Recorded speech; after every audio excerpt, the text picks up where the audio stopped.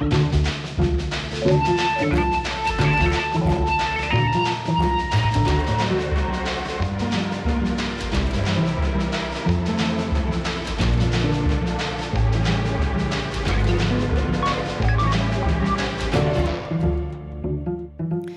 dans l'actualité des idées aujourd'hui, Rwanda, un génocide à hauteur d'enfant. On en parle avec notre invitée, l'historienne Hélène Dumas, chargée de recherche au CNRS. Ses travaux sont consacrés depuis longtemps à l'histoire du massacre des Tutsis rwandais de 1994, 6 ans après le génocide au village, paru au Seuil, où elle analysait la proximité géographique, sociale et familiale des bourreaux et de leurs victimes.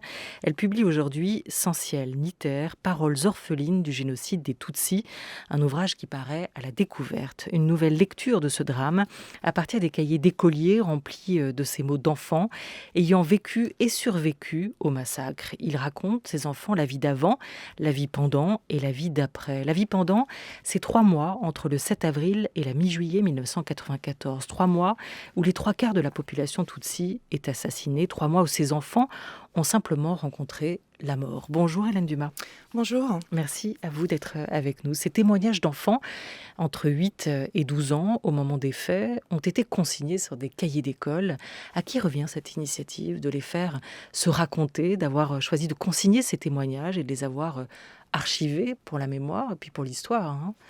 Oui, alors c'est une initiative d'une des plus grandes associations de rescapés du génocide au Rwanda qui s'appelle AVEGA, l'association des veuves du génocide d'Avril. Eh bien, cette ONG rwandaise a organisé un atelier d'écriture en avril 2006, réunissant une centaine d'orphelins de la région de l'Est du Rwanda, donc recouvrant les anciennes préfectures de Kibungo, Kigali et Byumba, et les a encadrés en quelque sorte pour qu'ils puissent coucher sur ces petits cahiers d'écoliers leurs souvenirs terribles du génocide, mais aussi de la vie d'avant, et puis de ce long après-coup, de cette vie avec le génocide jusqu'en 2006. Voilà, alors c'est 2006, c'est 12 ans après le drame, la tragédie, le massacre. Ils ont 8 et 12 ans environ au moment des faits, entre 8 et 12 ans, donc une vingtaine d'années au moment où ils écrivent sur ces cahiers ce qu'ils ont vécu. Leur mémoire est encore intacte de ces événements, de ce que vous en avez lu et vu. Oui, ce qui était très frappant dans ces textes, c'est l'hypermnésie de ces rescapés qui décrivent avec une précision terrifiante ce qu'ils ont subi, ce dont ils ont été témoins pendant le génocide, les manières de se cacher, de se nourrir, la mort de leurs proches, et puis également l'aspect très concret des descriptions de la vie d'avant, de l'assignation raciale à travers les recensements ethniques à l'école, et puis toutes les persécutions qu'ont subi leurs familles entre 1990 et 1994. Et donc ces enfants, ces anciens enfants, écrivent au présent du génocide, et c'est ce qui fait de cette écriture une écriture tout à fait particulière qui nous fait rentrer dans la chair du génocide et qui permet d'écrire une histoire incarnée de cette tragédie. Et vous, comment vous avez connaissance de ces cahiers ? Comment vous choisissez à un moment de vous rendre là-bas, de les ouvrir, de les analyser ? Comment vous avez procédé pour cette enquête historique ? Oui, c'est comme à de nombreuses occasions au Rwanda, eh bien, ces travaux résultent de rencontres. Et là, c'est une rencontre hasardeuse, puisque je n'avais pas prévu de travailler spécifiquement sur le sort des enfants pendant le génocide. Mais en rangeant la bibliothèque donc, de la Commission nationale de lutte contre les génocides, qui est la principale institution publique chargée de la mémoire de l'histoire du génocide au Rwanda, eh bien, se trouvaient dans un fatras d'archives audiovisuelles ces petits cahiers. Je les ai rassemblés, photographiés et ensuite traduits avec l'aide de 2 Rwandais rescapés également pour pouvoir rentrer véritablement dans l'intimité de cette expérience si singulière. Ils sont où maintenant ces cahiers ? Ces cahiers se trouvent toujours à la Commission nationale de lutte contre le génocide. Est-ce que vous pouvez nous lire un extrait d'un de ces témoignages recueillis donc et gardés aujourd'hui à l'intérieur de ces pages, de ces cahiers que vous avez retrouvés ?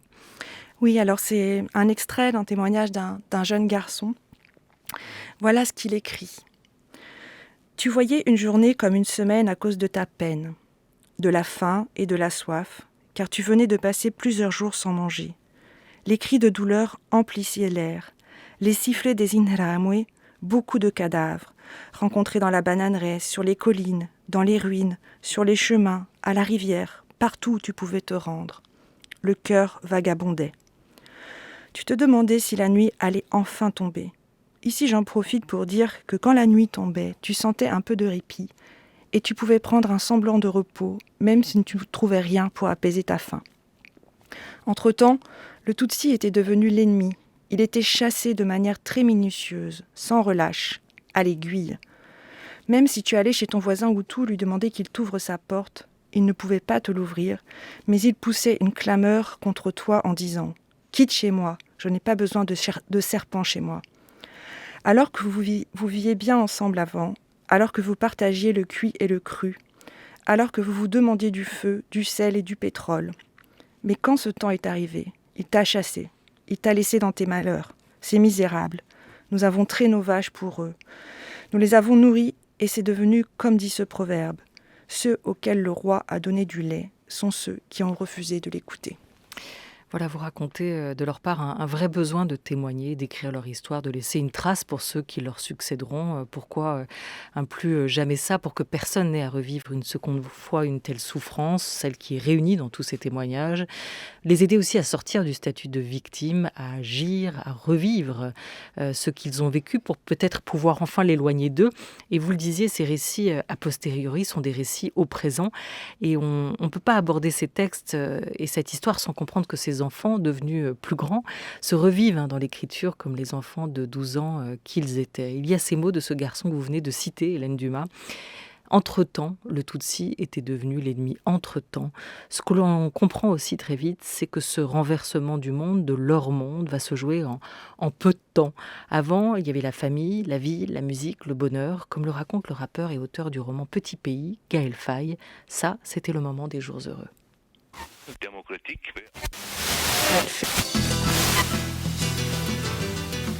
Allumer la radio, et le rythme entraînant de la chanson de Papa Wemba a aussitôt envahi l'habitacle. Les cousins se sont mis à gigoter et Christian m'a regardé d'un air malicieux en soulevant ses sourcils et en remuant les épaules comme un danseur éthiopien. Au refrain, les filles chantaient.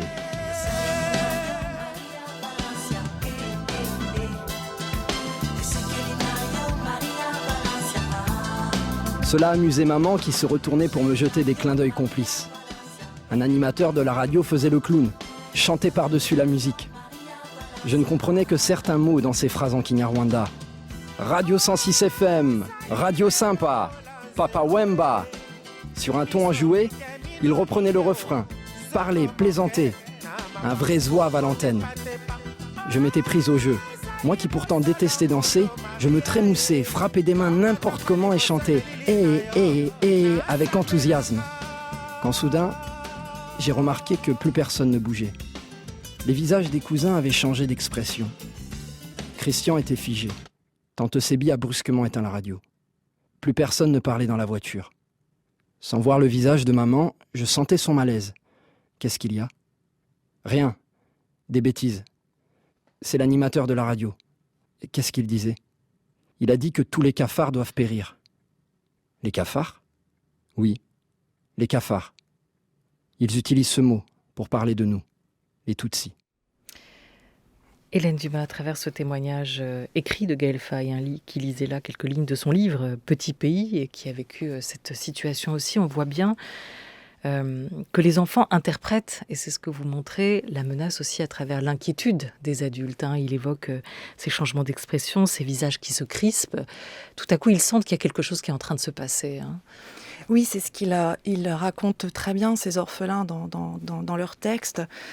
C'est qu'au soir du 6 avril, au matin du 7 avril, ça dépend des régions, eh bien, le premier changement qu'ils perçoivent, c'est l'assombrissement du visage des pères en particulier. Il y a une jeune fille qui dit qu'elle avait toujours cru son père invincible et que pour la première fois, elle le voit effrayé et au bord des larmes. Et c'est cette inquiétude qui se lit sur le visage des adultes, qui, pour les enfants, est première interprétation de la menace. Parce qu'évidemment, ils ont certes subi les persécutions avant le génocide, les fouilles à la recherche de soi-disant armes du FPR, puisque tous les Tutsis étaient considérés comme des alliés ontologiques du Front patriotique rwandais. Mais d'imaginer que tous les Tutsis allaient être exterminés, c'était évidemment inconcevable. Et la première perception du danger, c'est le changement d'attitude sur le visage des parents, et en particulier des pères et des oncles. Et vous le racontez aussi tout au long de ces terribles et longues journées. Les adultes vont petit à petit être disqualifiés malgré eux. Ils sont menaçants pour certains quand ils vous traquent, et ils sont impuissants pour les autres, impuissants à empêcher ce massacre. Oui, et c'est regarder le génocide des Tutsis depuis l'univers de l'enfance, c'est véritablement le regarder autrement, puisque pour ces enfants, c'est l'effondrement de leur monde qui est aussi organisé autour des adultes. Et tout d'un coup, ce monde des adultes se transforme soit en menace mortelle, ou bien ces adultes deviennent impuissants à les protéger. Et ce qui est aussi intéressant dans le texte, c'est qu'on voit que les premières stratégies de survie qui sont mises en œuvre par les adultes redoublent le danger auquel ils s'exposent. Je pense particulièrement aux papas, puisqu'ils les appellent comme ça. Les papas, c'est les oncles et les pères, qui, dans un premier temps, tentent de défendre leur bétail, défendre leurs biens contre les attaquants, contre les Ibiteros, ces bandes d'assaillants qui se forment souvent très vite sur les collines et qui, de ce fait, sont assassinés parmi les premiers.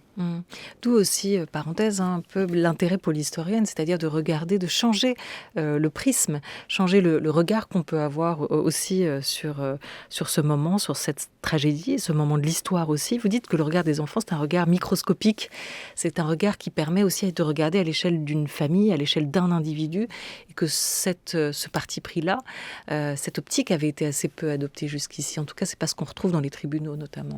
Oui, alors je reprends cette expression de regard microscopique de l'enfance à Gaël Faye précisément, et je trouve qu'elle est très juste, parce que non seulement on se place à une échelle microscopique puisqu'on est à l'échelle des subjectivités individuelles, mais aussi des familles, et d'autre part les enfants, ces jeunes orphelins, déploient une observation microscopique de ce qui se produit pendant le génocide. Et ça en fait une source extrêmement précieuse pour décrire l'exécution du génocide sur les collines. Et néanmoins, ces témoignages, vous ne les livrez pas bruts, Hélène Dumas. Pourquoi cette parole seule ne suffisait pas à comprendre? Pourquoi avez-vous ressenti ce besoin de recontextualiser, d'expliquer?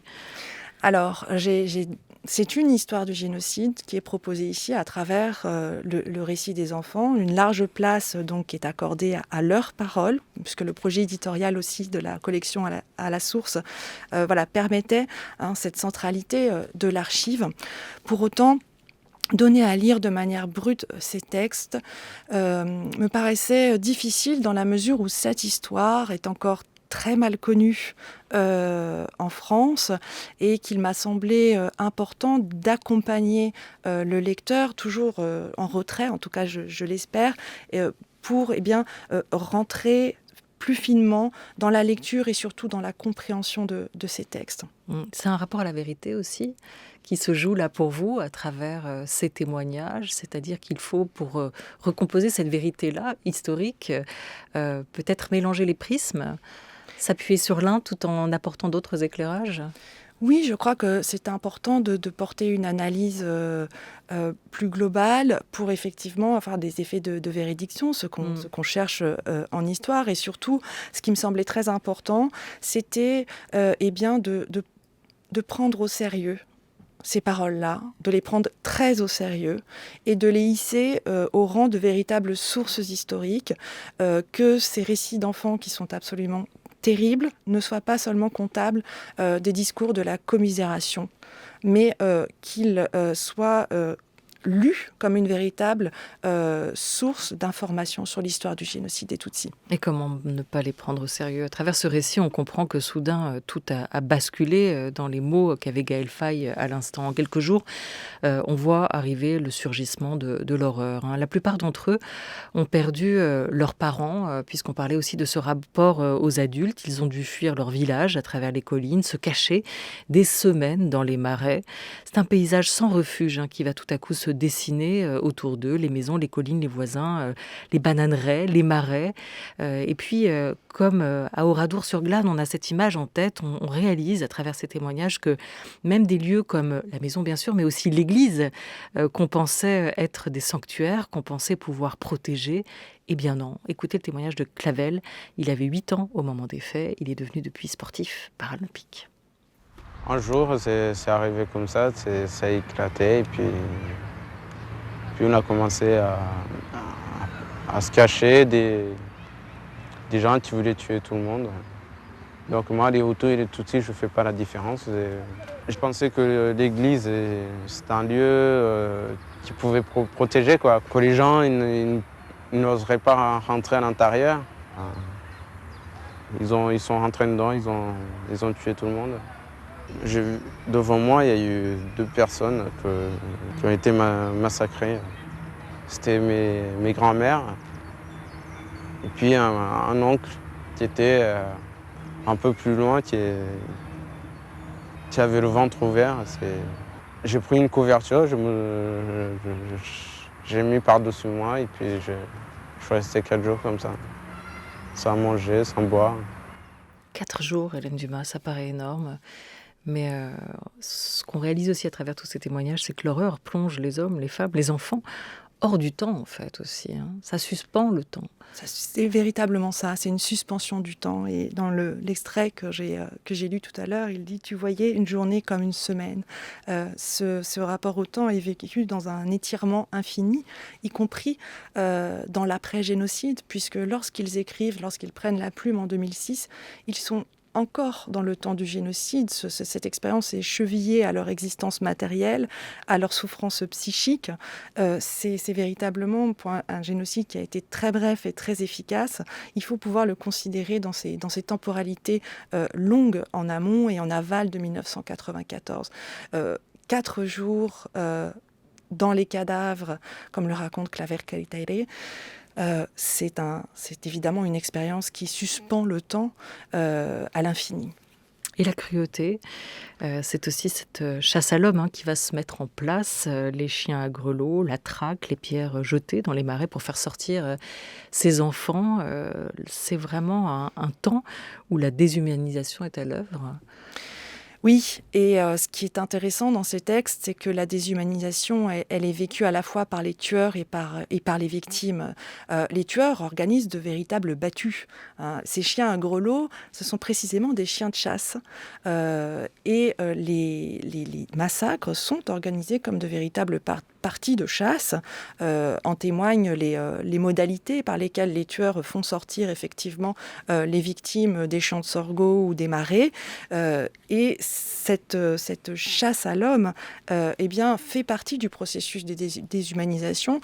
Et bien des enfants se décrivent comme un gibier traqué ou bien comme du bétail que l'on abat. Et il y a un terme qui revient très souvent, c'est kubaga. Kubaga, c'est un terme qui est lié à la boucherie, ça veut dire abattre, et qui, en principe, en Kinyarwanda, ne s'emploie pas pour les êtres humains. Mais il y a une sorte d'abolition, si vous voulez, de la frontière entre l'homme et l'animal. Et ça, c'était très, très, très bien décrit dans les textes. Et je l'ai pas lu de manière aussi nette dans d'autres récits. Ce qui ajoute encore à l'horreur, et puis c'est que vous montrez aussi qu'il y a la cruauté des hommes dans ces moments-là. Mais en plus, il y a un théâtre de la cruauté. C'est-à-dire que pour beaucoup de ces tueurs, il y a aussi l'intention de mettre en scène, en fait, cette mise à mort. Comment on se l'explique ? Alors, je reprends cette expression de théâtre de la cruauté à Denis Crouzet, parce qu'il y a des analogies très, très intéressantes à mener entre les guerres de religion et ce qui se produit au Rwanda en 1994. Pendant le génocide, le programme politique du génocide, ce n'est pas seulement, si je puis dire, d'exterminer les Tutsis, de les tuer, mais c'est aussi de les faire souffrir, de les avilir, de les humilier. Et ce qui peut paraître un peu paradoxal, c'est que ce génocide est à la fois très bref, mais les mises à mort sont très longues. Parce que, il y a cet exercice de la cruauté sur les corps à laquelle on ne peut pas échapper, on ne peut pas dérober notre regard, précisément parce que la cruauté est politique. C'est par la cruauté que s'imprime l'imaginaire raciste sur les corps des victimes. Il y a 25 ans, le journaliste reporter Daniel Mermet avec Jérôme Bastion, ils étaient les premiers tous les deux à découvrir un charnier, celui de Niaroubouye, 40 jours après le massacre. Et parmi les corps, une jeune fille encore vivante, Valentine, un reportage, un témoignage paru dans l'émission, diffusé dans l'émission Là-bas si j'y suis sur France Inter. Un enfant vivant. Au milieu de tous ces cadavres, viens. Ça fait 1 mois et demi qu'il est là. 1 mois et demi. Oh, elle est là, elle vit là. Je sais pas si c'est une petite fille, c'est peut-être une femme.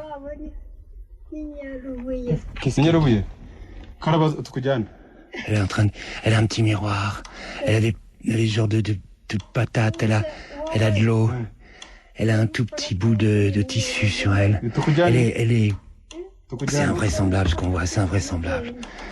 Elle vient de protester, elle dit vous me prenez ma nourriture, donc elle tient beaucoup à cette nourriture parce qu'elle a vécu dans une situation où il n'y avait plus pratiquement rien. Mais depuis combien de temps elle est là? Justement. Depuis le massacre? Depuis les massacres. C'est vers la date du 14, c'est comme ça. Depuis 14 avril. Et on est le 27 mai. Finalement. Donc, voilà, il la porte dans la couverture. Et... elle tient beaucoup à sa nourriture. Elle a demandé... il y a un pied par terre.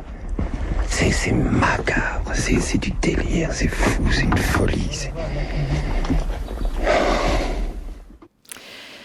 Un témoignage qui a marqué et qui nous fait revivre à travers ces mots aussi cette découverte par ces deux journalistes de Valentine qui va bien mieux aujourd'hui, qui est là encore, parce que ces enfants ont survécu, ils ont survécu au pire, mais ce que vous racontez aussi, c'est que dans ces moments-là, il y a quand même des écosystèmes de survie qui se mettent en place.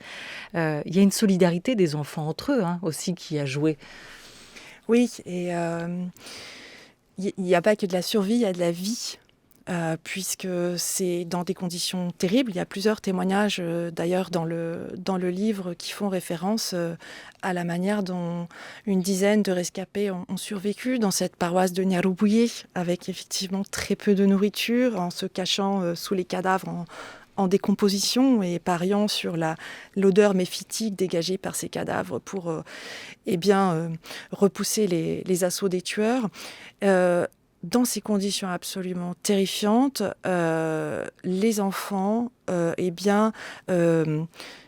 élaborent des stratégies de survie, échafaudent des mensonges pour échapper aux tueurs, tentent de s'organiser pour se nourrir, pour soigner comme ils le peuvent avec quelques plantes médicinales les blessures. Il y a toute une intelligence, si vous voulez, de la survie qui est en réalité de la vie, qui se manifeste aussi dans ces récits. Toi qui liras ce témoignage, tu sais que pendant la guerre, les serpents ont été nos amis. Nous avons passé du temps avec eux dans les trous qu'ils avaient creusés. Nous avons passé les nuits dans les brousses qu'ils habitaient. Nous avons croqué leur nourriture. Nous avons léché la terre où ils avaient laissé leurs traces. Nous avons déterré les patates douces comme des taupes. Je parle des serpents parce qu'eux ont su que nous étions leurs frères. Ils ont été de bons voisins pour nous au moment où les humains, comme nous ont abandonné. Témoignage extrait de ce livre où vous avez recueilli des paroles orphelines d'enfants, des paroles d'enfants qui ont vécu le génocide des Tutsis. Le livre s'appelle Le Vôtre, Hélène Dumas, Sans ciel ni terre, et il a paru à la rentrée à la découverte dans la collection À la source. On est ensemble encore pour une dizaine de minutes. On va évoquer peut-être ensemble l'après maintenant. France Culture, il est 13h20. France Culture. La grande table, Olivia Gesbert. La vie d'avant, la vie pendant, la vie d'après, Hélène Dumas. Que sont devenus ces orphelins aujourd'hui ?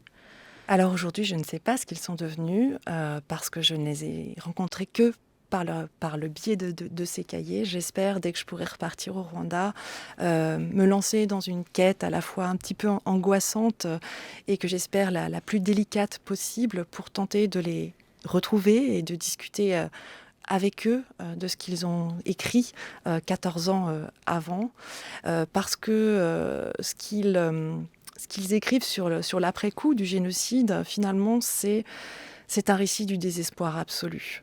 Et il est vrai que lorsque l'on traduisait avec Gervais ou Émilienne, on avait presque hâte que le FPR arrive pour arrêter les massacres et retirer ses enfants des charniers, en se disant que peut-être après on aurait un récit de reconstruction, de résilience, mais lorsque les récits s'ouvraient sur cet après-coup, c'était le récit d'une déréliction absolue, parce que c'est une vie dans une vie de perte, voilà, c'est l'épreuve de la perte, l'épreuve des difficultés matérielles considérables qu'on a peine à imaginer aujourd'hui, sont des jeunes qui se sont retrouvés sans abri, parce que toutes les maisons des Tutsis ont été rasées pendant le génocide. C'est une manière d'effacer le souvenir des Tutsis, des paysages même.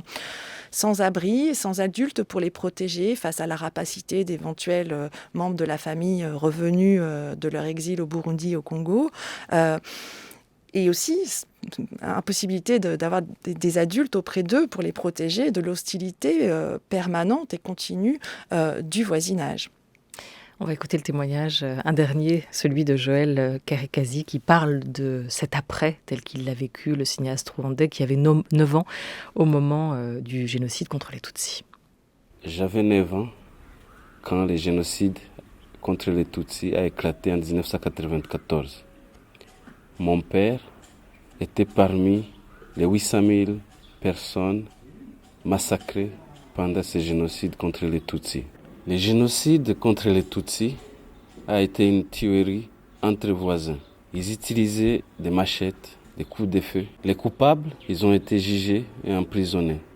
Après quelques années, quand ils ont été libérés, ils sont allés vivre dans les mêmes villages, mêmes montagnes, tout près de leurs victimes. Pour essayer de recréer les liens, le gouvernement rwandais a mis en place la politique d'unité et réconciliation. Les génocidaires ont été sensibilisés pour accepter et demander pardon à leurs victimes. Les gens ils vivent ensemble, ils travaillent ensemble. Le passé n'est pas oublié, mais les liens se construisent petit à petit. Pour moi, je pense que le pardon, ce n'est pas vraiment facile, mais c'est nécessaire pour le bien de la nouvelle génération, pour qu'ils puissent vivre en paix.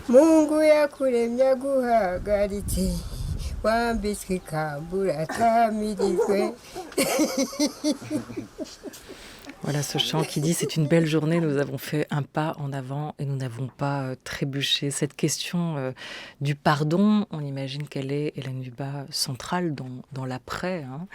Est-ce que ça, c'est un travail qui a commencé ? Alors, en tout cas, ce qui m'a surprise dans les textes, c'est qu'ils sont très politiquement incorrects vis-à-vis de ces politiques de réconciliation nationale qui sont menées au Rwanda, puisque le pardon est très peu évoqué. Il y a surtout des expressions de colère vis-à-vis de ceux qui ont été les auteurs de ces amputations familiales immenses, de cette dévastation matérielle et humaine. Alors, et c'est là aussi où ces sources sont extrêmement précieuses parce que elles permettent de distinguer le temps politique des grandes politiques de réconciliation nationale, les politiques judiciaires aussi qui ont été mises en place après le génocide, et puis le vécu subjectif des rescapés pour lesquels il y a une forme de dissonance vis-à-vis de ces politiques de réconciliation nationale. Donc il y a les deux échelles, à la fois l'échelle politique et puis les échelles individuelles qui se heurtent ici, parce que le Rwanda présente cette singularité très forte. Les victimes et les tueurs doivent revivre dans un même pays. C'est quand même une configuration très particulière et parfois même sur les mêmes collines. Oui, parfois même dans un même village, ce qui était l'objet aussi de votre premier ouvrage, Hélène Dumas.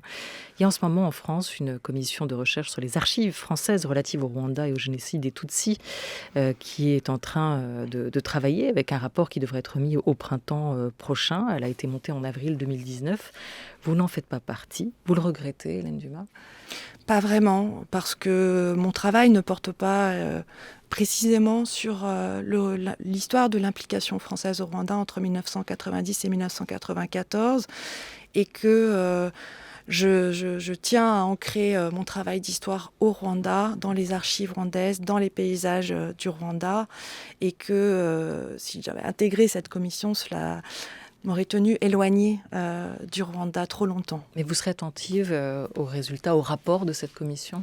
Bien sûr, ce sera très intéressant de voir ce qui a été mobilisé en termes archivistiques dans le rapport, et surtout ce qu'on espère, la communauté des historiens et des chercheurs, c'est que ce rapport sera un premier jalon vers une ouverture plus générale de ces archives, vers une dérogation générale, afin que tous les chercheurs, même en dehors de ceux qui ont été choisis dans cette commission, puissent travailler sur cette histoire française, cette histoire franco-rwandaise, qui me paraît extrêmement importante. Voilà, histoire qui continue à s'écrire. Le président Emmanuel Macron dit espérer se rendre en 2021 au Rwanda dans un long entretien qu'il a accordé le mois dernier de mémoire à Jeune Afrique.